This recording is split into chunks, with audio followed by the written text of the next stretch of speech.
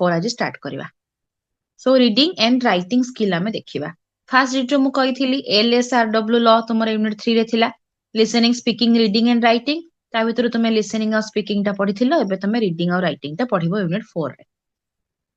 तो जे कोनोसी लैंग्वेज शिखिया पई हमरो मेन चारिटा स्किल दरकार दैट टू बी पूरा पूरी सीरियल वाइज प्रोसेस रे स्टेप वाइज एमती मन इच्छा तो तुमे लिखि परिबोनी फास्ट स्पीकिंग तबे राइटिंग की कोन तो मु कहिथिली ठीक अछि। तो ता भितरु तुमे जानिलो कि फास्ट लिसनिंग और स्पीकिंग रो केते इंपोर्टेंट अछि। तापर यूनिट 4 रे रीडिंग और राइटिंग रो केते इंपोर्टेंट देखिबा। रीडिंग ता कोन the skills of language learning namely listening, speaking, reading and writing are interrelated. Screen समस्त देखा होची ना?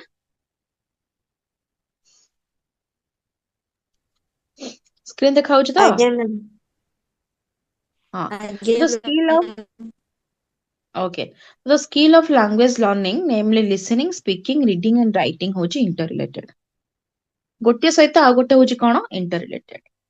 कारण जणे भलसे सुनिले जे कि कहि परिवो स्पीकिंग आसेला। तापर जदि से भलसे कहि पारुची ताहले कि से भलसे पढि परिवो निहाती। से पढि परिवो ताहले से लिखि परिवो। तो सब जाक interrelated. Reading has two forms जोटा कि ओरल रीडिंग और silent reading.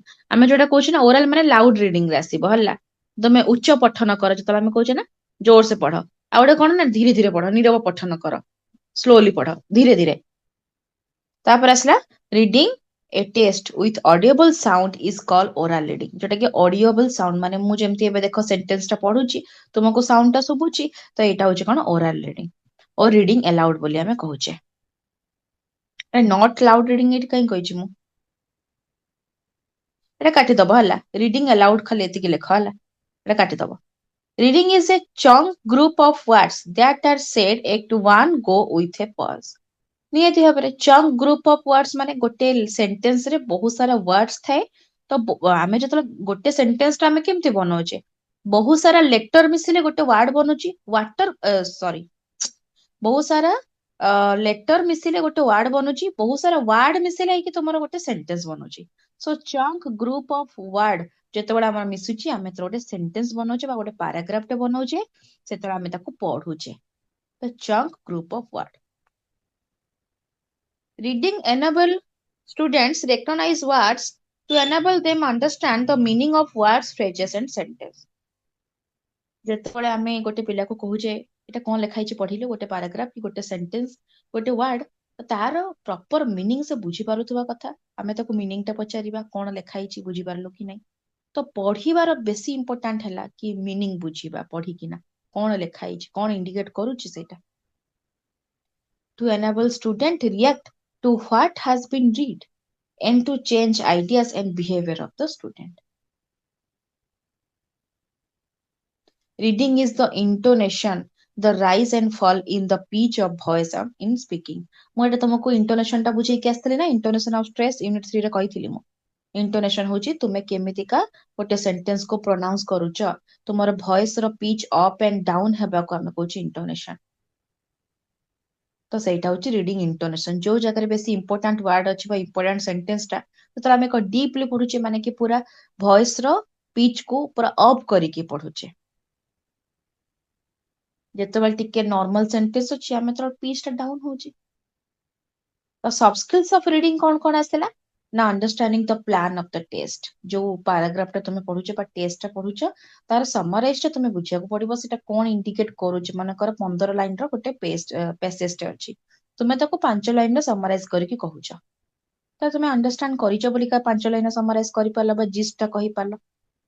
Skimming and scanning. Skimming ମାନେ ନକଲ କରିବା ସ୍କାନିଂ ମାନେ କଣ ପୁରା ସରି ମୁଁ କହୁଛି ହେଲା। ସ୍କିମିଂ ମାନେ ହଉଛି ନକଲ କରିବା ଭୁଲ କହିଲି ଇମିଟେଟ କରିବା ହଉଛି ନକଲ କରିବା। ସ୍କିମିଂ ମାନେ ମେନ୍ ପଏଣ୍ଟସ୍ ଗୁଡାକ ପଢିବା। ଯେମିତି ଦେଖ ଏଇଟା ଲେଖା ସଫ୍ଟ ସ୍କିଲ୍ସ ଅଫ ରିଡିଂ ଏ ଯୋଉ ହେଡିଂ ଟା ପଢିଲ types of reading content based ତମର reading intensive reading extensive reading ବୁଝିପାରୁଛ ନା। ଏଇଗୁଡା ହଉଛି ତମର ସ୍କିମିଂ। ସ୍କିମିଂ ମାନେ ହଉଛି ଇମ୍ପୋର୍ଟାଣ୍ଟ ପଏଣ୍ଟସ୍ କୁ କେବଳ ହେଡିଂ କୁ ପଢିବା। ଆଉ ସ୍କାନିଂ କଣ ବା ଡିଟେଲ୍ସ ପଢିବା ଯେମିତି ଲେଖା ହେଇଛି ନୋଟ ମେକିଂ ରିମେମ୍ବରିଂ କମ୍ପେୟାରିଂ ଏଟା ତମେ ପୁରା ସ୍କାନ କରି ପଢୁଛ ପୁରା ଇଚ୍ ଆଣ୍ଡ ଏଭ୍ରି ପଏଣ୍ଟ କୁ ପଢୁଛ। Skimming and scanning. Note making note making माने कोन नोट जतला में बनाउचे रिमेम्बरिंग माने मने रखिबा कंपेयरिंग माने कंपेयर करूचे सेही पैराग्राफ सते a paragraph row cone relation रहिला ता प्रेडिक्टिंग आमे प्रेडिक्ट करूचे ना दीटा पैराग्राफ पढ़ी सारा पर थर्ड बेल को तुम प्रेडिक्ट करूचे कि एई भले सिचुएशन ता नेक्स्ट पैराग्राफ रे निहाती हेइथिबो एलाबोरेट भी करूछ राइटिंग समराइज तुम्हें समराइज लिखुच पूरा पूरी मनक जमी तुम देखिथिबो ओडिया रे पढ़िथिबो सुना नेउଳ पढ़िଛ ସମସ୍ତେ एकांकिका गोटे थिला हां सुना नेउଳ रामायण कथा दशहरा भेटी तो एगुड़ाक तुम कौन ना ଆଜ୍ଞା पूरा ମ୍ୟାମ୍। पूरी एते सारा हाँ एटा सब देखिଛ ना डायलॉग डेलीवर वाला थाए नाटक हिसाब रे तो एते पेजेस रो थाए କିନ୍ତୁ ତାର ଗୋଟେ ସମରାଇଜ ଆସେ କି ନାଇଁ ସୁନା ନେଉଳ କେମିତି ନେଉଳଟା ସୁନାରେ ପରିଣତ ହେଲା ହାଁ ତ ତାର ତମର ଅଛି ନା ନାଇଁ ସମରାଇଜ ଟା ତ ସେଇଟା ହଉଛି କଥା ରାଇଟିଂ ସମରାଇଜ ତୁମେ ଏଣ୍ଟାର ଷ୍ଟୋରୀଟା ପଢିଲା ପରେ ତୁମକୁ କୁହାଗଲା କଣ ତମେ ପଢିକି ବୁଝିଲ ସମରୀରେ ଲେଖିଲ କିମ୍ବା କହିଲ ତ ରିଡିଂ ଯଦି କରୁଛ ତା ମାନେ ତୁମେ ସ୍ପିକିଂ କହି ବି ପାରିବ ଆଉ ଲେଖି ବି ପାରିବ ତମେ ଦିଟାରେ ତାକୁ ଏକ୍ସପ୍ରେସ କରିପାରିବ ରିଡିଂ ଫର ସ୍ପେସିଫିକ ଇନଫର୍ମେସନ ଆମେ କିଛି ଗୋଟେ ହେଡଲାଇନ୍ସ ନ୍ୟୁଜ ରେ ହେଡଲାଇନ୍ସ ଦେଖୁଛେ ସ୍ପେସିଫିକ ଇନଫର୍ମେସନ ଆମକୁ ଦରକାର ଅଛି କଣ ଆଜିର ଘଟଣା ହେଇଛି ସ୍ପେସିଫିକ କେବଳ ଆଜିର ଘଟଣା ତବେ କାଲି କଣ ହେଇଥିଲା ହେଲା କାଲି ଦେଖିବାକୁ ପଡିବ କଣ ହେଇଥିଲା ଅଣ୍ଡରଷ୍ଟାଣ୍ଡିଂ କମ୍ପ୍ଲେକ୍ସ ସେଣ୍ଟେନ୍ସ ଯୋଉଟାକୁ କମ୍ପ୍ଲିକେଟେଡ ବା ହାର୍ଡ ସେଣ୍ଟେନ୍ସ ରହୁଛି ତାକୁ ଆମେ ଅଣ୍ଡରଷ୍ଟାଣ୍ଡ କରୁଛେ लिंकिंग आइडिया आम लिंक करुचे एई सेंटेंस सहित a sentence row cone linking अछि जेमति कि लिसनिंग सहित स्पीकिंग रो कोन रिलेशन अछि रीडिंग सहित राइटिंग रो कोन रिलेशन अछि त आम लिंक करुचे गोटे ब्रिज क्रिएट करुचे माने आम कहबा कोन सेटा ब्रिज ओडियाटा कोन थिला रे भूली गली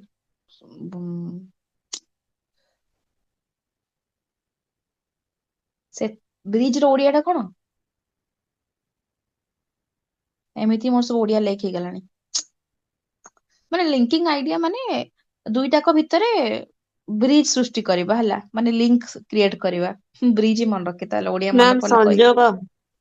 ହଁ ହଁ ସଂଯୋଗ କରିବା ରାଇଟ ହେଲା ଗୋଟେ ରିଲେସନ ମେଣ୍ଟେନ କରିବା ସଂଯୋଗ କରିବା ହଁ ତାପରେ ଆସିଲା ଟାଇପ୍ସ ଅଫ ରିଡିଂ ଏଇଟା ବହୁତ important reading aloud loud reading silent reading ଦେଖ ଏଇଟାର ତିନିଟାର ମିନିଂ ଅଲଗା ଅଛି ହେଲା ମୁଁ କହିଦଉଛି କଣ ଯୋଉଟା କି ଏଇ ଜାଗାରେ ବି ଥିଲା ନା ମୁଁ ସେଇଟା କହିଲି ଭୁଲ କହିଦେଲି ଏଇଟା ମାନେ ହଁ ନଟ୍ ଲାଉଡ ରିଡିଂ ରିଡିଂ ଆଲାଉଡ ଏଇଟା ଆକ୍ଚୁଆଲି ଠିକ ଲେଖା ହେଇଛି ହେଲା ମୁଁ କହିଦଉଛି ତିନିଟା ଡିଫରେନ୍ସ ଟା କଣ ଏଇଠି ଦେଖିଲା ପରେ କି ମୋର ମନେ ପଡିଲା ଦେଖ ଲାଉଡ ରିଡିଂ ମାନେ ସମସ୍ତେ ଜାଣିଛନ୍ତି କେବେ ମୁଁ ଲାଉଡଲି ତୁମକୁ ପଢଉଛି ଏଇଟା ହଉଛି ଲାଉଡ ରିଡିଂ ମୁଁ ପଢିଲି types of reading aloud loud reading silent reading ଏଟାକୁ ଆମେ କଣ କହିବା ଲାଉଡ ରିଡିଂ କହିବା ସାଇଲେଣ୍ଟ ରିଡିଂ ଯେତେବେଳେ ତମେ ମନେ ମନେ ପଢୁଛ ୱିଦାଉଟ୍ ତୁମ ଯୋଉ ସାଉଣ୍ଡ ତୁମେ ପ୍ରୋନାଉନ୍ସ କରିବ ନାହିଁ ତୁମ ଲାଙ୍ଗୁଏଜ ତୁମେ ୟୁଜ କରିବ ନାହିଁ ସାଇଲେଣ୍ଟଲି ମନେ ମନେ ପଢିବ ସମସ୍ତେ ଦିଟା କ୍ଲିୟର ହିଁ ଥିବ ବଟ୍ ଏଲାଉଡ ମାନେ କଣ ରିଡିଂ ଏଲାଉଡ ମାନେ ଦେଖିଛ ନା ନିଜର ନିଜେ ମାନେ ଯେମିତି ତମେ ପଢୁଛ ନା ନା ସେଇଟା କନସିଡର କରାଯିବ ସାଇଲେଣ୍ଟ ରିଡିଂ ରେ ନା ସେଇଟା କନସିଡର କରାଯିବ ଲାଉଡ ରିଡିଂ ରେ ଯେତେବେଳେ ଆମେ ଏକ୍ସାମ ର ପୂର୍ବରୁ ଆମେ ଟିକେ ମନେ ଧ୍ୟାନ ଦେଇକି ପଢୁଛୁ ନା ନାଇଁ ତ ସେଇଟା କଣ ଟିକେ ଜଷ୍ଟ ତମେ ହାଲକା ସାଉଣ୍ଡ ରେ ପଢୁଥିବ ନା ଜୋର ସେ କି ସାମ୍ନା ବାଲାକୁ ଶୁଣାଯିବ କି ନା ଧୀରେ ସେ କି ପୁରା ନିଜେ ହିଁ ପୁରା ମନ ଧ୍ୟାନ ଦେଇକି ପାଟି ଚୁପ କରି ପଡିଥିବ ତୁମର ପାଟିଟା ମାନେ କଣ କହିବି ପାଟିଟାର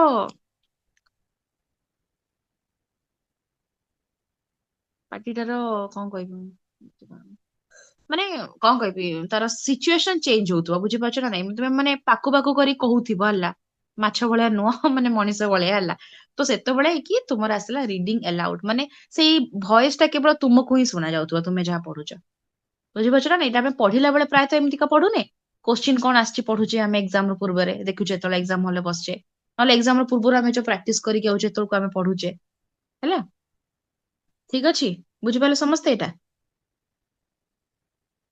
ନେକ୍ସଟ ଆସିଲା କଣ୍ଟେଣ୍ଟ ବେସ୍ଡ ରିଡିଂ ଏଠି କଣ ଆସିଲା ନା ଇଣ୍ଟେନସିଭ ରିଡିଂ ତାତ୍विକ ପଠନ ଆମେ ଓଡିଆରେ କହୁଛେ ଆକୁ ଏଇଟା କଣ ନା the other name for intensive reading is studying କେମିତିକା ତାତ୍विକ ମାନେ ପୁରା ମନ ଧ୍ୟାନ ଦେଇକି ପଢିବ ତ ଏକ୍ସାମ ର ପୂର୍ବରୁ ଦେଖ ଲେଖା ହେଇଛି ପ୍ରିପେୟାର ଫର ଦ ଏକ୍ସାମିନେସନ ତମର ଏବେ ଏକ୍ସାମ ଆସିଲାଣି ତମେ ଏକ୍ସାମ ର ପୂର୍ବରୁ ଏବେ ଯାହା ପାଠ ପଢିବ ଓବିୟସଲି ମନ ଧ୍ୟାନ ଦେଇକି ପଢିବ each and every line every point କୁ ମନେ ରଖିବ ବୁଝିବ the aim of intensive reading is to arrive at complete and understanding of the text ପୁରା each and every ସେ ଯୋଉ ପାରାଗ୍ରାଫ ବା ଟେଷ୍ଟରେ କଣ ଲେଖା ହେଇଛି ତାକୁ ତମେ ଭଲସେ ପଢୁଛ ବୁଝୁଛ ସେଟା ହଉଛି ଲାଇନ ବାଇ ଲାଇନ ରିଡ୍ କରିବା ତାକି ଏକ୍ସାମ ର ପୂର୍ବରୁ ଆମେ ଯେମିତିକା ପଢୁଛେ एक्सटेंसिव माने होची व्यापक पठन हैला एटा होची व्यापक एक्सटेंसिव एठी कोन हम करूचे ना reading the news paper and books जोटा कि हम स्कूल रो मन करांचे मन कर मो स्कूल रो लाइब्रेरी गोटे बुक टे धरि के आसिलु पढिबी घरे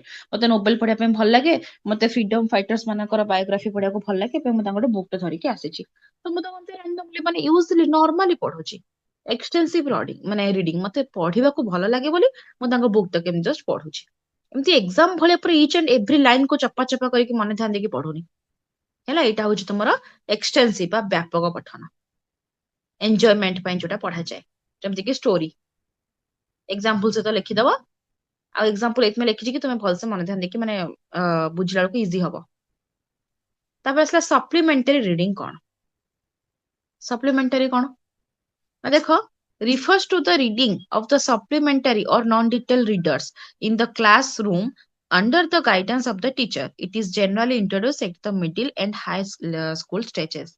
ଆମେ ଦେଖିବ ଗୋଟେ ଲାଇବ୍ରେରୀ ଏବେ ଆମର କୋଉ ପିରିୟଡ ଅଛି ନା ଲାଇବ୍ରେରୀ ତ ଲାଇବ୍ରେରୀ ପିରିୟଡରେ କଣ ହଉଛି ନା ଟିଚର କଣ କରୁଛନ୍ତି କିଛିଟା ବୁକ୍ ଧରିକି ଆସୁଛନ୍ତି ତୁମେ ଯୋଉ ବୁକ୍ ଆଗରୁ ନେଇଥିଲ ନେକ୍ସଟ ପ୍ରିଭିୟସ ମାନେ ଦେଖିବ ୱିକଲି ଗୋଟେ ଲାଇବ୍ରେରୀ କ୍ଲାସ ଥାଏ ତ 7 ଦିନ ଲାଗେ ଗୋଟେ ବୁକ୍ ଟାକୁ ପଢିବା ପାଇଁ ତୁମକୁ ଦିଆଯାଇଥିବା ଟାଇମ ତୁମେ ଯୋଉ ପ୍ରିଭିୟସ ବୁକ୍ ଟା ନେଇଛ ତାକୁ ତୁମେ ଆଣିକି ଏବେ ଫେରେଇବ ପୁଣି ଗୋଟେ ନୂଆ ବୁକ୍ ଟା ଇସ୍ୟୁ କରିକି ନବ ତ କୋଉ ବୁକ୍ ନେଲ କେବେ ନେଲ ତୁମ ନାଁ କଣ ସିଗ୍ନେଚର ମାରିକି ସବୁ ଅପଡେଟ କରିକି ତୁମେ ନବ ଦେଖିବ ନା ନାଇଁ ଏଇଟା ହଉଛି କଣ ସପ୍ଲିମେଣ୍ଟାରୀ ରିଡିଂ ମାନେ ଗୋଟେ ବୁକ୍ ଟାକୁ ତୁମେ ଗୋଟେ ଟିଚରଙ୍କର ଅଣ୍ଡରରେ ରହିକି ପଢୁଛ ବୁଝିପାରିଲ ଲାଇବ୍ରେରିଆନ ଯୋଉମାନେ ଥାନ୍ତି ବା ଟିଚର ତାଙ୍କୁ ବି ଗୋଟେ ଟିଚର କୁହାଯାଏ କି ନାଇଁ ତ ସେମାନେ ତୁମକୁ ବୁକ୍ ଦେଲେ ମନେକର 30ଟା ଷ୍ଟୁଡେଣ୍ଟ ଅଛନ୍ତି 30ଟା ବୁକ୍ ଧରିକି ଆଇଲେ ସମସ୍ତଙ୍କୁ ଡିଷ୍ଟ୍ରିବ୍ୟୁଟ କଲେ ନେକ୍ସଟ କ୍ଲାସରେ ତୁମକୁ ପଚାରିବେ କି ବୁକ୍ ରେ କଣ ଥିଲା କି 4-5ଟା ତମକୁ କ୍ୱେଶ୍ଚନ ପଚାରିଲେ ପୁଣି ବୁକ୍ ଟା ନେଇଗଲେ ପୁଣି ଆଉ ଗୋଟେ ବୁକ୍ ଦେଲେ ତ ଏଇଟା ହଉଛି ସପ୍ଲିମେଣ୍ଟାରୀ ରିଡିଂ ଗୋଟେ ଜଣଙ୍କର ଅଣ୍ଡରରେ ରହିକି ପଢିବା ଗୋଟେ ଟିଚରଙ୍କର ଅଣ୍ଡର ରହିକି ଯୋଉ ବୁକ୍ ଟା ଆମେ ପଢୁଛେ non detail reader 4 basic methods for reading କଣ କଣ ବେସିକ ମେଥଡ ଅଛି phonic method word method sentence method story method phonic ମାନେ ହଉଛି ସାଉଣ୍ଡ ଦେଖିପାରୁଛ this method is based on the principle of sound letter relationship କେମିତିକା ମୁଁ ଲେଖିଛି ଯେମିତିକା ମୁଁ ଲେଖିଛି ସେଇଭଳିଆ ମୁଁ ସାଉଣ୍ଡ ପ୍ରୋନାଉନ୍ସ କରିକି ପଢିବି ନା ନାଇଁ ବୁଝିପାରୁଛ ନା ନାଇଁ ଏବେ ମୁଁ ଏଠି ଫୁଲ ଷ୍ଟପ୍ ଦେଇଛି ତ ମୁଁ ସେଇଭଳିଆ ପଢିଲି ଯଦି ମୁଁ ଏଠି କ୍ୱେଶ୍ଚନ ମାର୍କ ଦେଇଥାନ୍ତି ତାହେଲେ ମୁଁ ସେଇଭଳିଆ ପଢିଥାନ୍ତି ତ ତୁମର ପଞ୍ଚୁଏସନ ମାର୍କ ଉପରେ ଡିପେଣ୍ଡ କରେ ତୁମର ପ୍ରୋନାଉନ୍ସିଏସନ ଆଉ ସେଇଟା ହିଁ ତୁମର ଫୋନିକ ମେଥଡ ଯେମିତି ଦେଖ ଓନ୍ଲି ଦ ଫୋନିକ ୱାର୍ଡସ ଯେମିତି କି ଆସିଲା wards with spelling sound similarity ଯେମିତି ଦେଖ ଏଇଟା କଣ ଏଇଠି ଦେଖ ତ ଫୋନିକ ମେଥଡ ରେ ଏକା ସବୁ ଥିବ ଯେମିତି କ୍ୟାଟ ମ୍ୟାଟ ରେଟ୍ ଏଇଟା କଣ ହେଲା ତିନିଟା ଯାକର ମିନିଂ ଏକା ଦେଖ ଏଇଠି କଣ ଲେଖା ହେଇଛି this method is based on the principle of sound letter relationship କେବଳ ସାଉଣ୍ଡ କୁ ଏକା ବୋଲି ଏଠି ଭାବେ कैट मेट रेट यार साउंड एका किंतु मीनिंग एका कि कैट रो माने जहा मेट रो माने सेया बा रेट रो माने सेया तीनटा जाकर मीनिंग अलगा किंतु प्रोनाउंसिएशन करिवार शैली होची एका सेटा होची तमरो फोनिक मेथड बोली कहा जाय ओनली द फोनिक वर्ड समझ बुझी पारुछ ना रे ना बुझी पारुनो या मैम तापर असला द वर्ड मेथड रे कोन ना इंडिविजुअल एथरा जेमति कि देखो एप्पल बॉय कैट पेन एठी कोन आसला सबु जाकर प्रोनाउंसिएशन भी अलगा मीनिंग भी अलगा स्पेलिंग भी अलगा टोटली सब ही अलगा जितपे इंडिविजुअल वर्ड आसीगला एटा सेंटेंस मेथड रे कोन ना it is only focus on sentence ऊपर ही फोकस दिया जाय जेमति कि Ram is a good boy केवल एटी सेंटेंस ऊपर दिया गला पूरा फुल सेंटेंस ऊपर इंपोर्टेंट दिया जाय राम इज गुड बॉय खाली गुड बॉय कहते भी अधा ही था कि राम इज ए कहते भी अधा ही था तो Ram is a good boy पूरा सेंटेंस टार इंपोर्टेंट अच्छी फोकस दिया जाए सेंटेंस टा ऊपर स्टोरी मेथड कौन ना इट इज फोकस स्टोरी ऊपर जोटा कि reading picture without word show picture जमती कि एप्पल आउ बैट आउ कप रो देखो जमती मो छोट पिला मन को पढ़ला बेले आमे लेखुने कि ए पीपीएल एप्पल एमती आमे लेखुने गोटे एप्पल रो पिक्चर टा तुमे शो करबो ना सांग सांग देखि कहबो कि दिस इज एन एप्पल तो पिक्चर देखिकी जेतेबेले से कहूची बा गोटे स्टोरी रो पिक्चर देखिकिना जमती चतुर कुआ गप ताको आमे पिक्चर रे रगेचे किछि गोटे वर्ड की सेंटेंस लेखिने ना इंग्लिश ना ओडिया रे तो से कोन पिक्चर देखिकी नाही से कहूची कि या परे ए कुआटा एमिति कला ये एमिति कला एटा ये थिला से बहुत थस्ट्री थिला तो ए सब जस से कहबो तो कौन ना से पिक्चर देखिकी जेतेबेले वर्ड कहूची बा सेंटेंस कहूची बा स्टोरीटा कहूची एटा आसला तुमर कोन ना रीडिंग पिक्चर विदाउट वर्ड ଆଉ ଗୋଟେ ଦେଖ ଲେଖା ହେଇଛି ରିଡିଂ ୱାର୍ଡସ୍ ୱିଦାଉଟ୍ ପିକ୍ଚର। ଯେତେବେଳେ ଏବେ କଣ ନା ତୁମର ପିକ୍ଚର କିଛି ନାହିଁ, ଖାଲି ତୁମେ ସେଣ୍ଟେନ୍ସ ପଢିଲା ପରେ ତୁମେ ପିକ୍ଚରଟାକୁ ଇମାଜିନ କରୁଛ ମାଇଣ୍ଡରେ। ଆଚ୍ଛା ଏମିତି ହେଇଥିବ, ନୀଳବର୍ଣ୍ଣ ଶୃଗାଳ, ବୁଝିପାରୁଛ ନା ନାଇଁ? ତାର କିଛି ପିକ୍ଚର ତୁମକୁ ଦିଆଯାଇନି, କିନ୍ତୁ ତୁମେ ପଢିଲା ପରେ ଜାଣିପାରୁଛ କି କେମିତି ସେ ନୀଳବର୍ଣ୍ଣ ହେଇଗଲା। ଏବେ ଦିଟା ଅପୋଜିଟ ଥିଲା, ଜାଣିପାରିଲ? ଗୋଟେ ପିକ୍ଚର ଦେଖିକି ତୁମେ ନିଜେ ଷ୍ଟୋରି କହିବ ବା ଲେଖିବ କି ଯାହାବି, ଆଉ ଗୋଟେ ଆସିଲା ତୁମର କଣ ନା ତୁମେ ୱାର୍ଡ ଦେଖିକି ବା ସେଣ୍ଟେନ୍ସ କୁ ପଢିକି, ୱାର୍ଡ ତ ନାହିଁ ସେଣ୍ଟେନ୍ସ ହିଁ ହବ, ପାରାଗ୍ରାଫ ବା ଷ୍ଟୋରିଟାକୁ ପଢିକି ତୁମେ ନିଜେ ଇମାଜିନ କରିବ ପିକ୍ଚରଟା ନିଜ ମାଇଣ୍ଡରେ।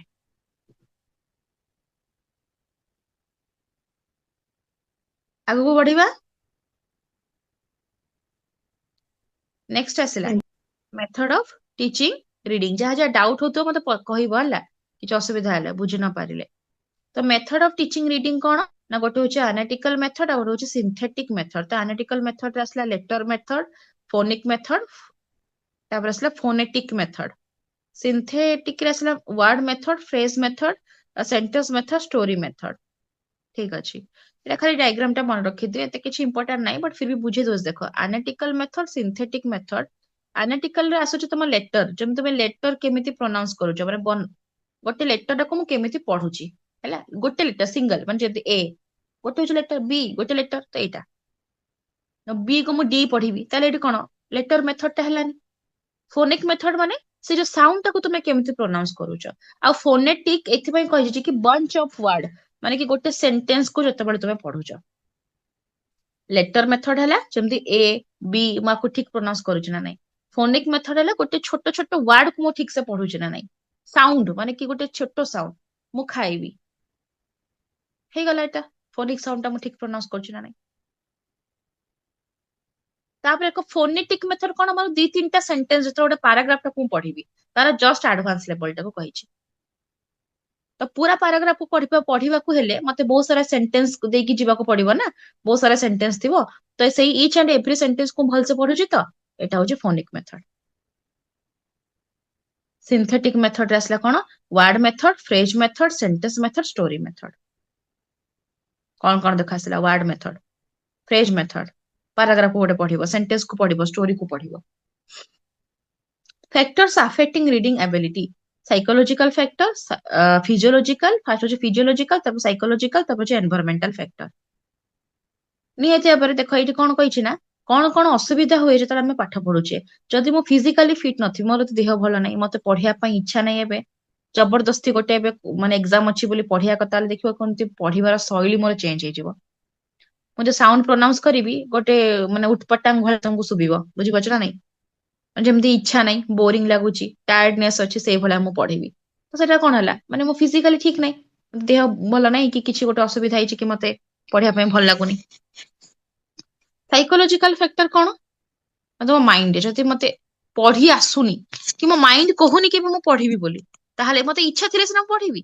ଦେଖ ମଣିଷର ମାଇଣ୍ଡ ହିଁ ସବୁ କିଛି, ଯଦି ମଣିଷ ମାଇଣ୍ଡରେ ଭାବିଛି କି ମତେ ଏବେ ପଢିବାର ଅଛି ଭଲସେ, ତାହେଲେ କି ସେ ଭଲସେ ପଢିବ। ତ ମାଇଣ୍ଡ ସହିତ ଦେହ ଦିଟା ଯାକ ଆସିଲା, ଫିଜିଓଲୋଜିକାଲ, ସାଇकोलॉजिकल, ତାପରେ ଆସିଲା ଏନଭାयरमेंटल ଫ୍ୟାକ୍ଟର। ଯଦି ଏବେ ଗୋଟେ ପୁରା ମାନେ ବାଣ ଫୁଟୁଥିବ, ବାଜା ବାଜୁଥିବ, ସାଉଣ୍ଡ ହଉଥିବ, ପୁରା କ୍ରାଉଡେଡ ଏରିଆରେ, ମୁଁ ପଢିପାରିବି, ମୁଁ ମନ ଧ୍ୟାନ ଦେଇକି ପଢିପାରିବି? ଓବିୟସଲି ନା, ମୋର ଏପଟ ସେପଟ ହେଇଯିବ, ବାଉନ୍ସ ହେଇଯିବ, କିଛିଟା ୱାର୍ଡ ପଢି ପାରିବିନି ଭଲସେ ମନେ ଧ୍ୟାନ ଦେଇକି, ରିପିଟ କରିଦେବି, କି ଗୋଟେ ମାନେ ସେଣ୍ଟେନ୍ସ ଛାଡିଦେବି।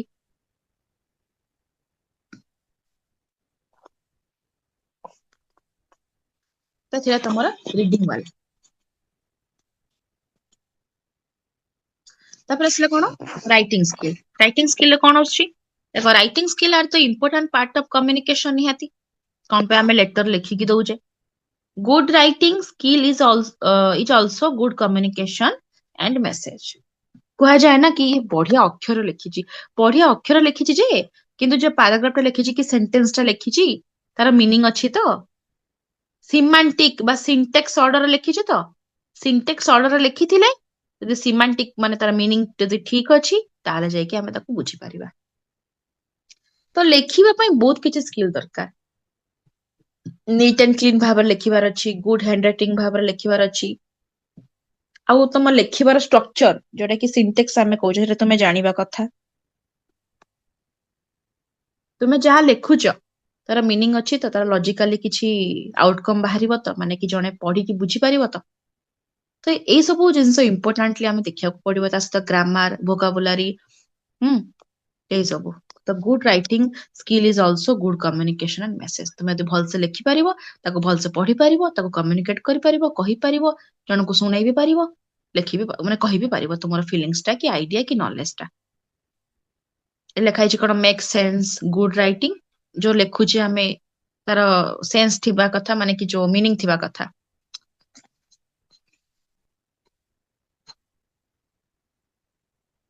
ଏଇଟା ଛାଡ, ଏଇ ଡାଇଗ୍ରାମ ଟା କିଛି ପଢିବା ଦରକାର ନାହିଁ ହେଲା, ମାନେ ଅଯଥା ମୁଁ ଲେଖିଦେଇଛି, ଛାଡିଦିଅ, ଇଗ୍ନୋର କର, ଏଇଟା କିଛି ଲେଖିବା ଦରକାର ନାହିଁ, ଡାଇଗ୍ରାମ ଟା ଛାଡିଦିଅ, ଏଇ ଟୁ ଦ୍ୟାଟ ଲେଖ। ତାପରେ high school students need to master before moving to paragraphs and then essays including. ତ ଜଣେ ଦେଖିବ, ଛୋଟ ପିଲାମାନଙ୍କୁ କେତେ ଦେଖାଯାଏନି ଠିକ ସେ ଲେଖିଛି ନା ନାହିଁ, କିନ୍ତୁ ଏଇଟା ସତ କଥା କି ଛୋଟରୁ ହିଁ ଆମେ ତାକୁ ଗାଇଡ କରିବା। ମନେକର ଜଣେ କମ୍ପୋଜିସନ ଲେଖୁଛି, 10ଟା ପଏଣ୍ଟରେ ସେ କମ୍ପୋଜିସନ ଟା ଲେଖିବ, ସେତେବେଳେ ତ ଆମେ ତାକୁ କହିବାନି ଏସେ ଲେଖିବା ପାଇଁ। ଏସେଟା ଟିକେ ଭାଷ୍ଟ ଫର୍ମାଟରେ ବୁଝାଯାଏ, କମ୍ପୋଜିସନ 10ଟା କି 15ଟା ପଏଣ୍ଟ ଥାଏ। ଦେଖିବ ସେ 1 ପରେ 2 ନ ଲେଖି 3 ଲେଖିଦେଇଥିବ, ପୁଣି ଗୋଟେ ଲାଇନ ରୁ ସେ ଷ୍ଟାର୍ଟ କରିନଥିବ, ମଝିରୁ ଷ୍ଟାର୍ଟ କରିଥିବ, ପୁଣି ଲଗେଇ ଲଗେଇ ଲେଖିଦେଇଥିବ, 2-3ଟା ୱାର୍ଡ କୁ ଲଗେଇ ଦେଇଥିବ, ପୁଣି 2ଟା ଆଉଥରେ ବେଶୀ ବ୍ରେକ୍ ଦେଇଦେଇଥିବ। ତ ଗୋଟେ ଲେଖିବାର ଷ୍ଟ୍ରକ୍ଚର, ତାକୁ ଛୋଟ ବେଳୁ ହିଁ ଆମେ ତାକୁ ଗାଇଡ କରିବା କଥା, ଛୋଟ ବେଳୁ ଆମେ ତାକୁ ବୁଝେଇବା କଥା। କିନ୍ତୁ ଛୋଟବେଳେ ଆମେ ତାକୁ ବେଶୀ ନେଗ୍ଲେକ୍ଟ କରିଦଉଛେ, ହେ ଗାନା କରିଦଉଛେ, ହଁ ବଡ ହେଲେ ଠିକ ସେ ଲେଖିବନି, ସେଇଟା ହିଁ ଅସୁବିଧା ହେଇଯାଏ ହାଇସ୍କୁଲରେ। Correctly identifying the parts of a sentence, ପ୍ରତ୍ୟେକ ସେଣ୍ଟେନ୍ସ ଭିତରେ ଆମେ ପ୍ରପର ଗେପ୍ ଦବା। ଗୋଟେ ସେଣ୍ଟେନ୍ସ ଭିତରେ ଯୋଉ ଡିଫରେଣ୍ଟ ୱାର୍ଡ ଅଛି, ଗୋଟେ ୱାର୍ଡ ଆଉ ଗୋଟେ ୱାର୍ଡ ଭିତରେ ଆମେ ପ୍ରପର ଗେପ୍ ଦବା। ଅଣ୍ଡରଷ୍ଟାଣ୍ଡିଂ କମ୍ପ୍ଲେକ୍ସ ସେଣ୍ଟେନ୍ସେସ୍, ଯୋଉଟା କି କମ୍ପ୍ଲିକେଟେଡ ସେଣ୍ଟେନ୍ସ ଅଛି, ତାକୁ ଆମେ ଅଣ୍ଡରଷ୍ଟାଣ୍ଡ କରିବା। ଲର୍ନିଂ ସବଜେକ୍ଟ ଭର୍ବ ଏଗ୍ରିମେଣ୍ଟ, ଯୋଉଟା କି ଭର୍ବ ହେଇଗଲା କି ଗ୍ରାମାର ହେଇଗଲା, ଆକୁ ଆମେ ବୁଝିବା। Using pronouns, adjectives and adverb in sentence। ଗୋଟେ ସେଣ୍ଟେନ୍ସ ବନେଇବା ପାଇଁ ଆମକୁ କଣ କଣ ଦରକାର କହିଲ? ମିନିମମ୍ କଣ ଦରକାର?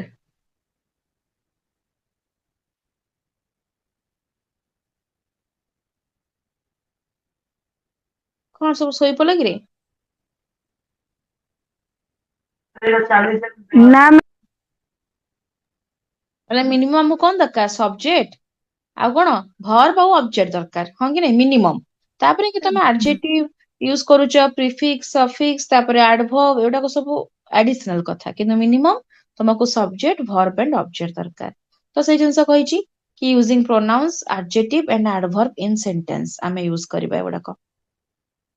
ଆଉ ତୁମେ ଗୋଟେ ପାରାଗ୍ରାଫ ରେ ଲେଖୁଛ, ଖାଲି କଣ ଖାଲି ସବଜେକ୍ଟ, ଭର୍ବ ଆଉ ଅବଜେକ୍ଟ ରେ ହିଁ ହେଇଗଲା? ଆଉ ତ ଆମେ କିଛି ଆଡ କରୁଛେ ନା ନାଇଁ? ରାଇଟିଂ ସ୍କିଲ୍ କହିଛି ପରା, ରାଇଟିଂ ସ୍କିଲରେ ମୁଁ ଯାହା ଯାହା କହିଲି ମନେ ରଖିଲ ନା ନାଇଁ? ତାର ସିଣ୍ଟେକ୍ସ, ସିମାଣ୍ଟିକ, ଆଉ ତାକୁ ଇଜି ବୁଝିବା ପାଇଁ ମୁଁ କହିଲି କି ମିନିଂଫୁଲ ଭାବରେ ଲେଖିବ, ଲଜିକ ଲଗେଇକି ଲେଖିବ, ପ୍ରତ୍ୟେକ ୱାର୍ଡ ଭିତରେ କେତିକି ଗେପ୍ ଥିବା କଥା, ସେଣ୍ଟେନ୍ସ କୁ ସେଣ୍ଟେନ୍ସ କେତିକି ଗେପ୍ ଥିବା କଥା, ୟୁଜ ପ୍ରପର ପ୍ରୋନାଉନ୍ସିଏସନ, ପଞ୍ଚୁଏସନ ମାର୍କ, ଠିକ ଅଛି? ତା ସହିତ କଣ, neat and good hand writing, clear ଭାବରେ ଲେଖିବ, କଟା ଛଟା ଏଗୁଡାକ ସବୁ କଲେ ଜଣେ ବୁଝିପାରିବ। ସିମ୍ପଲ ସେଣ୍ଟେନ୍ସ ଆମେ ଲେଖିବା, ମାନେ କି ଯେମିତି ଇଜିଲି ଆମେ ବୁଝିପାରୁଥିବା। ଦେଖ ଲେଖା ହେଇଛି ୟୁଜ କମା, ସେମିକଲନ, ଅଦର ପଞ୍ଚୁଏସନ ମାର୍କ।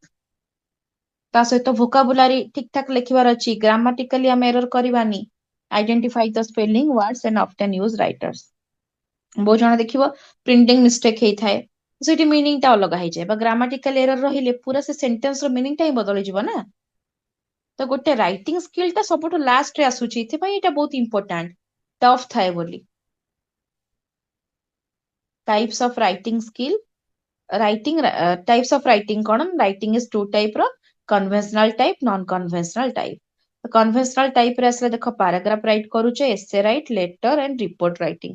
ତ ଆମେ ରିପୋର୍ଟ ଲେଖୁଛେ, ମାନେ ଗୋଟେ ଆପ୍ଲିକେସନ ଲେଖିବା କି ଗୋଟେ ରିପୋର୍ଟ ଲେଖିବା ହେଲା, ଅଫିସିଆଲି। ତ ଏଇଟା ସବୁ ଅଫିସିଆଲି ଆସୁଛି, ଲେଟର ଲେଖିବା, ତମର ଆସିଗଲା ରିପୋର୍ଟ ନାଇଁ, ଲେଟର ନାଇଁ, ଯେ ଆପ୍ଲିକେସନ ଲେଖିବା ହେଲା, ଆଉ ରିପୋର୍ଟ ଲେଖିବା, ଏଗୁଡାକ ସବୁ ଅଫିସିଆଲି ଆସୁଛି ଲେଟର, ହଁ କି ନାଇଁ? ତୁମେ ଗୋଟେ ଦରଖାସ୍ତ ଲେଖିବ, ମନ ଇଚ୍ଛା ତୁମେ ଲେଖିଦବ ନା କଣ? ପ୍ରପର ତାର ଷ୍ଟ୍ରକ୍ଚର ରହୁଛି ନା, କାପରେ କେମିତି ଲେଖିବାର ଅଛି। ବାକି ରହିଲା ଏସେ ଆଉ ଲେଟରରେ ତୁମେ ନିଜର ଫିଲିଙ୍ଗସ ଟା କେମିତି ମାନେ ଲେଖିଛ, ତୁମେ ଯେମିତି ଇଣ୍ଟ୍ରୋଡକ୍ସନ, ଏକ୍ସପ୍ଲେନେସନ, କନକ୍ଲୁଜନ କରିକି ତୁମେ ଲେଖୁଛ, ମେରିଟ ସହିତ ଏସେ ଲେଖୁଛ। ଲେଟର ବି ସେମିତି, ଦୀପାବଳି କେମିତି ସେଲିବ୍ରେସନ କଲେ ତୁମ ସାଙ୍ଗ ପାଖକୁ ଲେଟର ଲେଖ, ଏଇଟା ଲେଖୁଛ। ଆପ୍ଲିକେସନ ଭଳିଆ ତ ଷ୍ଟ୍ରିକ୍ଟ ନାହିଁ ନା, ସବୁ ଜିନିଷରେ ଫର୍ମାଟ ଅଛି, ସବୁ ଜିନିଷକୁ କେମିତି ଲେଖିବ ତାର ପ୍ରପର ଢଙ୍ଗ ଅଛି, କିନ୍ତୁ ଆପ୍ଲିକେସନ ଆଉ ରିପୋର୍ଟ ହଉଛି ଯେହେତୁ ଅଫିସିଆଲି ରାଇଟିଂ, ତ ଆମେ ତାକୁ ଭଲସେ ଦେଖିକି ଲେଖିବାକୁ ପଡେ।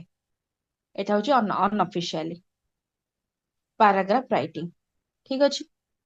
ପାରାଗ୍ରାଫ ରାଇଟିଂ ଦେଖ, ପାରାଗ୍ରାଫରେ ଆମେ କଣ କଣ ଲେଖିବା ନା, ମିନିମମ୍ ଗୋଟେ 7 ରୁ 10 ସେଣ୍ଟେନ୍ସ ହେବା କଥା, ପ୍ଲସ୍ ଗୋଟେ ସିଙ୍ଗଲ ଛୋଟିଆ ସବଜେକ୍ଟ ଥିବା କଥା, ହେଲେ ଯାଇକି ସିନା 10ଟା ଲାଇନ ଭିତରେ ସରିବ। ଠିକ ଅଛି। ତାପରେ ଦେଖ କଣ ନା, ଏସେ, ଲେଟର, ଷ୍ଟୋରି, ପାରାସଟ, 2 to 10 ସେଣ୍ଟେନ୍ସେସ୍, ଏତେ ପଏଣ୍ଟ ଲେଖିବନି, ଯୋଉଟାକୁ ଇଜି। ଦେଖ ପାରାଗ୍ରାଫ ଟା 7 ରୁ 10 ସେଣ୍ଟେନ୍ସେସ୍ ରହିବା କଥା, ଏତିକି ଲେଖିବ, ଫାର୍ଷ୍ଟ ପଏଣ୍ଟ ଏଇଟା। ସେକେଣ୍ଡ ହଉଛି ସିଙ୍ଗଲ ସବଜେକ୍ଟ ରହିବା କଥା, ସେକେଣ୍ଡ ପଏଣ୍ଟ ଲେଖିବ। ଥାର୍ଡ ହଉଛି କଣ, ଦୁଇଟା ପଏଣ୍ଟ ଲେଖ। ହଁ ହଁ, ଥାର୍ଡ ଲେଖିବ କଣ ନା, ୟୁଜ ବା ରାଇଟ୍, ହଁ ୟୁଜ ଲେଖିବ, ୟୁଜ ପ୍ରପର ତୁମର ପଞ୍ଚୁଏସନ ମାର୍କ, ଭୋକାବୁଲାରି ଏଣ୍ଡ ଗ୍ରାମାର, ବାସ୍ ଏତିକି ଲେଖିବ। ଆଉ ସ୍ପେସ୍, ଆଉ କଣ ଲେଖିବ, ସ୍ପେସ୍ ଲେଖିଦିଅ, ଯଦି ଲେଖିବାକୁ ଚାହୁଁଛ ଲେଖିଦିଅ। Use proper space punctuation mark, vocabulary and grammar, ଏଇଟା ଥାର୍ଡ ପଏଣ୍ଟରେ ଆଡ୍ କରିଦବ, ବାସ୍। ଆଉ କିଛି ଲେଖିବା ଦରକାର ନାହିଁ। ମ୍ୟାମ୍ ଆଉଥରେ କୁହନ୍ତୁ। use proper use proper punctuation mark, space, grammar, vocabulary।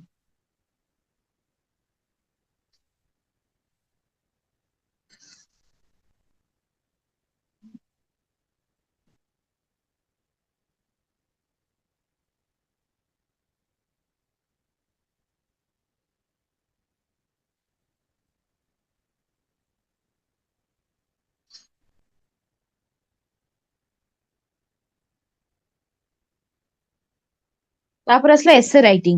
ଏସେ ରାଇଟିଂ ରେ କଣ ନା, ଇଟ୍ is a short piece of writing, eat is 3 type, ଯୋଉଟା କି କଣ୍ଟେଣ୍ଟ ପାର୍ଟ, ଇଣ୍ଟ୍ରୋଡକ୍ସନାଲି ପାର୍ଟ, ଆଉ ହଉଛି ଏଣ୍ଡ ପାର୍ଟ। ନିହାତି ଭାବରେ ଏଇଟା ରହୁଛି, ଏସେ ଲେଖୁଛେ ମାନେ ଆମେ ଗୋଟେ ଫାର୍ଷ୍ଟ ଇଣ୍ଟ୍ରୋଡକ୍ସନ ଲେଖୁଛେ, ତାପରେ ଏକ୍ସପ୍ଲାନେସନ, এটা ଯୋଉଟା ବର୍ଣ୍ଣନା କରୁଛେ, ଏକ୍ସପ୍ଲେନ କରୁଛେ ନା ନାଇଁ, ତାପରେ ଆସିଲା କନକ୍ଲୁଜନ। 3ଟା ମେଜର ପାର୍ଟ ଥାଏ। ଲେଟର ରାଇଟିଂ ରେ help to communication, letter writing 2 type ର, ସୋସିଆଲ ଆଉ ବିଜନେସ। ହେଲା, ସୋସିଆଲି ତୁମର ଯଦି ମାନେ, ଯୋଉ କହିଲି ନା ସୋସିଆଲି ଆମେ କେମିତି ଆମର ସୋସାଇଟିରେ ଦୀପାବଳି ସେଲିବ୍ରେସନ କଲୁ, ଏଇଟା ଗୋଟେ ସୋସିଆଲ ଆସିଲା। ବିଜନେସ ମାନେ ତୁମେ ଯଦି ତମର ଆସୁଛି ନା ମେଲ ବଗେରାରେ ବିଜନେସ ଦେଖୁଛ, ସେଇଟା ହଉଛି ଲେଟର ଲେଖୁଛ, ମେଲ କରୁଛେ ଆମେ, ତ ଏଇଟା ଆସିଗଲା ତୁମର ବିଜନେସ ରିଲେଟେଡ বা ପ୍ରଫେସନାଲ ରିଲେଟେଡ, ଆମେ ଲେଟର ରଖୁଛେ ଅଫିସିଆଲି। କଣ୍ଟେଣ୍ଟଟା ତୁମର ବିଜନେସ ବା ତୁମର ଅଫିସିଆଲି ବା ତୁମର ଅଫିସ ରିଲେଟେଡ ଥିବ। ଆଉ ସୋସିଆଲ ମାନେ ତୁମର ଫେଷ୍ଟିଭାଲ ହେଇଗଲା, କି କିଛି ଇମୋସନ, କିଛି ଆଇଡିଆ କାହାକୁ ତମେ ଦେବାକୁ ଚାହୁଁଛ। ତାପରେ ଆସିଲା କମ୍ପୋଜିସନ ରାଇଟିଂ। କମ୍ପୋଜିସନ ଟା ଯୋଉ 10 ଲାଇନ ର ଥାଏ, ଯୋଉ ପିଲାମାନଙ୍କୁ କମ୍ପୋଜିସନ ଲେଖାଯାଏ, ଦ କାଓ, ବୁଝିପାରୁଛ ନା ନାଇଁ, କମ୍ପୋଜିସନ, ହାଉସ, ଏଗୁଡାକ ସବୁ। ଟାଇପ୍ସ ଅଫ କମ୍ପୋଜିସନ, ଓରାଲ ଆଉ ରିଟେନ୍। ସେ 10ଟା ଲାଇନ କୁ ସେ ଲେଖିକି ବି ଦେଖାଏ ଆଉ କହିକି ବି ଦେଖାଏ, 10 points। Non conventional type of writing ହଉଛି କଣ କଣ ଆସିଲା, ଡାଏରୀ ରାଇଟିଂ। ନନ୍ କନଭେନ୍ସନାଲ, ଏଟା କନଭେନ୍ସନାଲ ରେ ଏତିକି ତୁମର ଆସିଲା 4ଟା ଟାଇପ। କନଭେନ୍ସନାଲ ମନେ ରଖିଲ କଣ କଣ, କୁଆଡେ ଗଲା, ଏଇ ଦେଖ। କନଭେନ୍ସନାଲ ଟାଇପ ରେ ଆସିଲା ତୁମର ପାରାଗ୍ରାଫ, ଏସେ, ଲେଟର ଆଉ ରିପୋର୍ଟ ରାଇଟିଂ। ଠିକ ଅଛି। ନନ୍ କନଭେନ୍ସନାଲ କଣ ଆସିଲା, ଡାଇରୀ, ଡାଇଲଗ, ଫିଲିଂ ଇନ ଫର୍ମସ, ଇନଫର୍ମେସନ ଟ୍ରାନ୍ସଫର। ଡାଇରୀ ତୁମେ ଲେଖୁଛ, ତୁମର ମନର ଫିଲିଙ୍ଗସ ତୁମେ ଲେଖୁଛ। ସମସ୍ତଙ୍କର ହାବିଟ ଥାଏ ନା, ପ୍ରାୟତଃ କିଛି ଜଣଙ୍କ ହାବିଟ ଥାଏ ଡାଇରୀ ମେନସନ କରିବା। ଯାହାର ବି ହାବିଟ ଥିବ ସେ +2 +3 ପର୍ଯ୍ୟନ୍ତ ହିଁ ଥିବ, ତାପରେ ତ ଆଉ ସମୟ ହିଁ ହବନି ଡାଇରୀ ଲେଖିବା ପାଇଁ। ଶୋଇବା ପାଇଁ ତ ସମୟ ହବନି, ଡାଇରୀ କଣ ଲେଖିବ ଆଉ, ହଁ କି ନାଇଁ। ନା ମାନେ ମୁଁ କହୁନି ସମସ୍ତଙ୍କର ଏଇଆ ଥିବ, ଗୋଟେ କମେଡିରେ କହିଲି, କିନ୍ତୁ ଯାହାର ଇଚ୍ଛା ଥିବ ସେ ନିହାତି ମେନସନ କରେ, ମାନେ ଲେଖେ। ଡାଇରୀ ରାଇଟିଂ ଏଟା ଗୋଟେ ପ୍ୟାସନ। ଆଉ ଡାଇଲଗ ରାଇଟିଂ, ଡାଇଲଗ ଲେଖୁଛ ତୁମେ, ମାନେ ଯୋଉ ଦେଖୁନ ଗୋଟେ 2 ପଦ କି 3 ପଦ ଗୋଟେ ଲେଖୁଛନ୍ତି, ବହୁତ ଜଣ ମୁଁ ଦେଖୁଛି ସୋସିଆଲ ମିଡିଆରେ ଲେଖା ଲେଖି କରୁଛନ୍ତି। ଲେଖା ଲେଖି ମାନେ କଣ କରୁ, ଲେଖୁ ଲେଖୁ ଲେଖିଦେଲି କିରେ, ଆଁ ଲେଖା ଲେଖି ମାନେ କଣ, ଲେଖୁ ଲେଖୁ ଲେଖିଦେଲି, କଣ ଲେଖିଦେଲ। 2 3 ପଦ ବଢିଆ ସୁନ୍ଦର ଭାବରେ ସେମାନେ ଓଡିଆରେ ଲେଖୁଛନ୍ତି, ପଦକୁ ପଦ ଲଗେଇକି ନିଜର ଫିଲିଙ୍ଗସ ଟାକୁ ସେମାନେ ଏକ୍ସପ୍ରେସ କରୁଛନ୍ତି।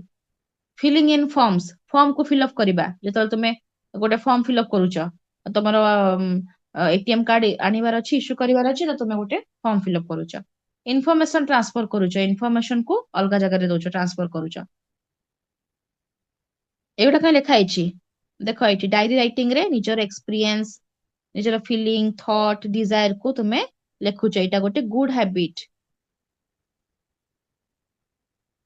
डायलॉग राइटिंग कौन हाँ एटा गोटे ऑफिशियली देखो नॉन ऑफिशियली देखो सॉरी एटा कौन कहिछि ना officers and professionals make the diary work schedule engagement in the diary देखो डायरी टू टाइप रही थाए गोटे होछि निजे जेतल आमे निजर पर्सनल डायरी लेखुचे आ गोटे देखो एज ए टीचर तुमे छुआ मानको डायरी मेंशन करछ ना नहीं निजर तमे गोटे टीचर अछ गोटे स्कूल रे तो स्टूडेंट को कहछ ना कि डायरी ओपन कर आज गोटे इनफॉरमेशन लिखिबार अछि तो डायरी रे किछिटा मेजर इनफॉरमेशन लिखा जाए तुमर स्टडी बा प्रोफेशनल लाइफ को लेकिन आ गोटे होची अनऑफिशियली गोटे ऑफिशियली गोटे अनऑफिशियली बा गोटे प्रोफेशनली आ गोटे पर्सनाली भी तुमे लिखि पारिबो टू टाइप रो diary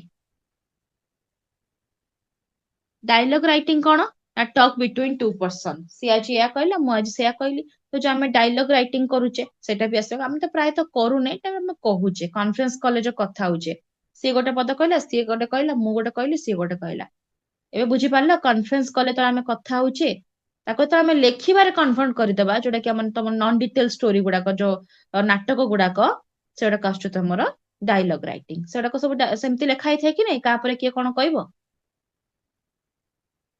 talk between to person to ର ମୋର ବି ହେଇପାରିବେ ଏତିକି ସମସ୍ତେ ବୁଝିପାରିଲ ତ ଫିଲିଂ ଇନ ଫର୍ମସ୍ ଦେଖ ଯେତେବେଳେ ଆମେ ଗୋଟେ ଫର୍ମ ଫିଲଅପ କରୁଛେ କେମିତିକା ଦେଖ ଏଠି କଣ ଲେଖା ହେଇଛି ନା example of filling in forms ଯୋଉଟା କି ଗଭର୍ଣ୍ଣମେଣ୍ଟ ଚାଲାନ ଫର୍ମ ତମର ଯୋଉ ଚାଲାନ କଟୁଛି କି କଣ ଗଭର୍ଣ୍ଣମେଣ୍ଟ ରିଲେଟେଡ ବା ଅଫିସିଆଲି ଯୋଉଟା related bank draft forms loan application form life insurance policy employment application form money order form Telegram form ଏଗୁଡାକ ସବୁ ଏଟା ସବୁ କଣ ଗଭର୍ଣ୍ଣମେଣ୍ଟ ର କାମ ବା ଏଗୁଡାକ ସବୁ ଅଫିସିଆଲି କାମ ଆମେ ଯେମିତି ମନ ଇଚ୍ଛା ଯାଚାତା ପାଇଲେ ଲେଖିପାରିବାନି ନା ତ ଏଇଟା ହଉଛି ଫର୍ମ ଫିଲଅପ କରିବା ଯେମିତି ତୁମେ ଆଡମିସନ କରୁଛ କିଛି ଗୋଟେ ଫର୍ମ ଫିଲଅପ କରୁଛ ଏକ୍ସାମ ପାଇଁ ତମେ କିଛି ଗୋଟେ କମ୍ପିଟିଟିଭ ବା ପ୍ଲେସମେଣ୍ଟ ଏକ୍ସାମ ତୁମେ ଦେବାକୁ ଚାହୁଁଛ ତ ତାର ଫର୍ମ ଫିଲଅପ କରୁଛ ତାପରେ ଆସିଲା ଇନଫର୍ମେସନ ଟ୍ରାନ୍ସଫର ତ communication is possible through to media communication always two way process ମନେ ରଖିଥାଅ କେବେ ନିଜେ ନିଜ ସହିତ କଥା ହବା ଏଟା କନସିଡର କରାଯାଏ ନାହିଁ କମ୍ୟୁନିକେସନ ରେ ଏବେ ମୁଁ ତୁମମାନଙ୍କ ସାଙ୍ଗରେ କଥା ହଉଛି ତୁମେ ମାନେ ମତେ ରିପ୍ଲାଏ କରୁଛ ତ ଏଟା ହଉଛି କମ୍ୟୁନିକେସନ ତ ଭର୍ବାଲ ଏଣ୍ଡ ନନ୍ ଭର୍ବାଲ ହୁଏ ଆମେ କେତେ ଲାଙ୍ଗୁଏଜ ୟୁଜ କରୁଛେ କେତେ ସାଇନ୍ ଲାଙ୍ଗୁଏଜ ରେ ବି କଥା ହଉଛେ ଠାର ଦେଇକିନା ତ while verbal communication makes use of language verbal ମାନେ ତ ଆମେ ଓବିୟସଲି ଲାଙ୍ଗୁଏଜ ୟୁଜ କରିବା ନା ଆଉ ତୁମକୁ ଶୁଣାଯିବ କେମିତି ମୁଁ କଣ କହୁଛି କଣ ନାହିଁ ଆଉ ନନ୍ ଭର୍ବାଲ ରେ କଣ ହୁଏ ନା ଦେଖ sign language symbol picture and diagram ଆମେ ୟୁଜ କରୁଛେ characteristics of good hand writing କଣ କଣ ଆସିଲା এটা সরিগলা তোমার সেতিকি পার্ট সরলা এটা হচ্ছে ଆଉ ଗୋଟେ 5 ମାର୍କିଆ କ୍ୱେଶ୍ଚିନ୍ କି characteristics of good hand writing କଣ କଣ ରହିବା କଥା ଗୋଟେ ଗୁଡ ହ୍ୟାଣ୍ଡ ରାଇଟିଂ ରେ ଦେଖ ଏଟା ଗୋଟେ 5 ମାର୍କିଆ ତ ଗୁଡ ହ୍ୟାଣ୍ଡ ରାଇଟିଂ ରେ କଣ କଣ ଆସିବ ନା handwriting is a basic skill of language learning to expert his or her idea ତୁମର ହ୍ୟାଣ୍ଡ ରାଇଟିଂ ଦେଖିକିନା ହିଁ ଜଣେ ପଢିବା ପାଇଁ ଇଣ୍ଟରେଷ୍ଟେଡ ହବ ତୁମ ଯେକୌଣସି ଗୋଟେ ଷ୍ଟୋରି ଲେଖିଛ କି ଗୋଟେ ପାରାଗ୍ରାଫ ଲେଖିଛ କିଛି କଣ୍ଟେଣ୍ଟ ଲେଖିଛ ବା କିଛି ଇନଫର୍ମେସନ ଲେଖିଛ କି କିଛି ଆନ୍ସର ଲେଖିଛ ହ୍ୟାଣ୍ଡ ରାଇଟିଂ ଯଦି ଠିକ ନାହିଁ ଦେଖିବ ଟିଚର ମାନେ କେମିତିକା ରାଇଟ ମାରିକି ଖାଲି ଓଭରଅଲ ମାର୍କିଂ ଦେଇ ଦିଅନ୍ତି ବିକଜ ହ୍ୟାଣ୍ଡ ରାଇଟିଂ ହିଁ ଭିଜିବଲ ହଉନି ବୁଝା ପଡୁନି କଣ ଲେଖିଛି ସୁନ୍ଦର ଭାବରେ ଲେଖିନି କଟା ଛଟା କରିଥିବ ଭଲସେ ସ୍ପେସ ଦେଇକି ଲେଖିନଥିବ ସୁନ୍ଦର ଲେଖିନଥିବ ଡାର୍କ ଲେଖିନଥିବ ଏଇ ସବୁ ଜିନିଷ ଆମର ଆସେ କି ନାହିଁ ହ୍ୟାଣ୍ଡ ରାଇଟିଂ ରେ ତ ଫାର୍ଷ୍ଟ ଆସିଲା ତମର ଲେଜିବିଲିଟି ଆସିଲା hand writing should be legible and easy to read ଯେମିତି ମୁଁ ସେଣ୍ଟେନ୍ସ ଟା ପଢି ପାରୁଛି ଦେଖୁ ଦେଖୁ ମୁଁ ପଢି ପାରିବି ଲେଟର ଟା ସେଣ୍ଟେନ୍ସ ଟାକୁ ତ all the letters written should be quite legible and have the good characteristics letter information regularity of slant ଯୋଉଟା ଆମେ କହିବା quality of line or stroke alignment or spacing simple ଗୋଟେ କଥା ମନେ ରଖିଥାଅ ଲେଜିବିଲିଟି ମାନେ ହଉଛି ପ୍ରପର ସ୍ପେସ ଦେଇକି ଯେତେବେଳେ ଆମେ ଲେଖୁଛେ ସୁନ୍ଦର ଭାବରେ ଦେଖୁ ଦେଖୁ ହିଁ ତମେ ପଢିପାରିବ କି କଣ ଲେଖା ହେଇଛି ବୋଲି Uniformity of style মানে handwriting should be uniform throughout the whole text. So whatever style students adopt, it should be uniform in size, spacing and arrangement. মানে এটা କଣ କହିଛି uniformity pattern. ତୁମେ ଏବେ ଫାଷ୍ଟ ପେଜ ରେ ତୁମେ ବଢିଆ ସେ ସୁନ୍ଦର କରିକି ପଦକୁ ପଦ ଛାଡିକି ଲେଖିଛ ଲାଇନ ଟୁ ଲାଇନ ଛାଡିକି ଯେମିତି ଲେଖିବା କଥା ପୁରା ଟୁ ଦି ପଏଣ୍ଟ କରିକି ଲେଖିଛ କିନ୍ତୁ ପାରାଗ୍ରାଫ ବି ଲେଖିଛ ବହୁତ ବଢିଆ ସେ ପଞ୍ଚୁଏସନ ମାର୍କ ୟୁଜ କରିକି ଲେଖିଛ ତା ପରକୁ ଦେଖିଲାକୁ ପୁରା ମାନେ ଏମିତି ଲେଖିଥିବ କିଏ ପଢି ହିଁ ପାରିବେନି ଟୋଟାଲି ତ ସେଇ ଜାଗାରେ କେମିତି ହବ ମାନେ କିଛି ଗୋଟେ ଆଇନଷ୍ଟାଇନ ଆସିଲେ ପାଠ ପଢି ପାରିବେନି ବୁଝିପାରୁଛ ନା ନାଇଁ? ତ ସବୁ ୟୁନିଫର୍ମିଟି ମାନେ ସବୁ ପେଜ ରେ ବା ସବୁ ସବଜେକ୍ଟ ବା ସବୁ ଏକ୍ସାମ ରେ ଆମେ ସେମ ଭାବରେ ଲେଖିବା। ତୁମର ହ୍ୟାଣ୍ଡ ରାଇଟିଂ ଯାହା ତମେ ଏବେ ଗୋଟେ ଲେଖିଛ ଆଉ ଗୋଟେ ଲାଷ୍ଟ କୁ ଆଉ ଗୋଟେ ଚେଞ୍ଜ ହେଇଯିବ କି? ହେଇଯାଏ। ଏକ୍ସାମ ର ଯେତେବେଳେ ବେଲ ବାଜୁଥିବ ଆଉ ପୁରା ସ୍ପିଡ ଲେଖିବାର ଅଛି, ଲାଷ୍ଟ 2-3 ପେଜ କେହି ବି ପଢି ପାରିବେନି, ତୁମେ ନିଜେ ବି ପଢି ପାରିବନି ତାପରେ କଣ ଲେଖା ହେଇଛି। ତୁମ ନିଜକୁ ବି କହିବେ ଏଟା କଣ ଲେଖା ହେଇଛି ପଢିଲୁ, ନିଜେ ତ ଲେଖିଥିଲୁ, ତୁ ନିଜେ ବି ପଢି ପାରିବନି। ହଁ କି ନାଇଁ? ତ ସେମିତି କରିବା କଥା ନୁହଁ, ତାର ଗୋଟେ ୟୁନିଫର୍ମିଟି ପ୍ୟାଟର୍ନ ରହିବା କଥା, proper style. appropriate size of letter ନିହାତି ଭାବରେ। ଏବେ ଦେଖ ଲେଖା ହେଇଛି ତ size of letter should be neither too big not too small. ତ ଏଇ ଲାଇନଟା ଯୋଉ ମୁଁ ପଢିଲି ସବୁ ଯାକ ମୋର ଲେଟର ବା ୱାର୍ଡ ର ଫର୍ମେସନ ଦେଖ ଏକା ହିଁ ଲେଖା ହେଇଛି। ଲେଟରଟାକୁ ମୁଁ ପୁରା 4 ସେଣ୍ଟିମିଟର ଏମିତି ବଢେଇ ଦେଇଥିବି, ପୁଣି ଇଟାକୁ ଛୋଟ କରିଦେଇଥିବି, ପୁଣି ଡବଲ ଟି କୁ ଆହୁରି ବଢେଇ ଦେଇଥିବି। ତ ଏମିତି ଗୋଟେ ବଡ ଗୋଟେ ସାନ ଏମିତି ସ୍ମଲ ଲାର୍ଜ ସାଇଜ ର କଲେ ଅସୁବିଧା ନା, ଜଣେ ଭଲସେ ପଢି ପାରିବନି। ତ ଆପ୍ରୋପ୍ରିଏଟ ସାଇଜ ଅଫ ଲେଟର, ନା ବେଶୀ ବଡ ଥିବ ନା ବେଶୀ ଛୋଟ ଥିବ। ଦିସ୍ ସୁଡ ବି ଦେଖ ଲେଖା ହେଇଛି କଣ ନା ପ୍ରପୋର୍ସନ, ମାନେ ପୁରା ପ୍ରପର ସ୍ପେସ ଦଉଥିବ ଯୋଉଟା କି between the letter and the size. Proper spacing ସେଇ ଜିନିଷଟା ହିଁ ଆସିଲା କି it is one of the characteristics of good hand writing to maintain proper spacing between letter words and line. Proper spacing add କରେ କଣ ନା ବ୍ୟୁଟି କୁ, ସୁନ୍ଦର ଦେଖାଯାଏ। ତୁମେ ପ୍ରପର ସ୍ପେସ ଦେଇଛ ୱାର୍ଡ ଭିତରେ, ସେଣ୍ଟେନ୍ସ ଭିତରେ ଆଉ ତୁମର ପାରାଗ୍ରାଫ ଭିତରେ। ସ୍ପିଡ କଣ, ଯୋଉ ଲେଖିବାର ଗୋଟେ ସ୍ପିଡ ଅଛି। ଯେମିତି କି ମୁଁ ଫାଷ୍ଟ ପେଜ ଟା ପୁରା ସୁନ୍ଦର ଭାବରେ ମୋର ଏଥିପାଇଁ ହେଲା କି ମୁଁ ଗୋଟେ ନର୍ମାଲ ସ୍ପିଡ ଲେଖିଛି। ଲାଷ୍ଟ କୁ ଆମେ ପୁରା ତରତରେ ଲେଖୁଥିବା, ତରତରେ ଲେଖିଲେ ଅବଭିୟସଲି ନା ଏପଟ ସେପଟ ତ ହବ ହିଁ। ତ ସ୍ପିଡ ଉପରେ ବି ଡିପେଣ୍ଡ କରେ ତୁମର ଲେଖିବାର ସୁନ୍ଦରତା ବା ଗୁଡ ହ୍ୟାଣ୍ଡ ରାଇଟିଂ ର ଗୋଟେ କ୍ୟାରେକ୍ଟରିଷ୍ଟିକ, ସେଇଟା ଗୋଟେ ଇମ୍ପୋର୍ଟାଣ୍ଟ।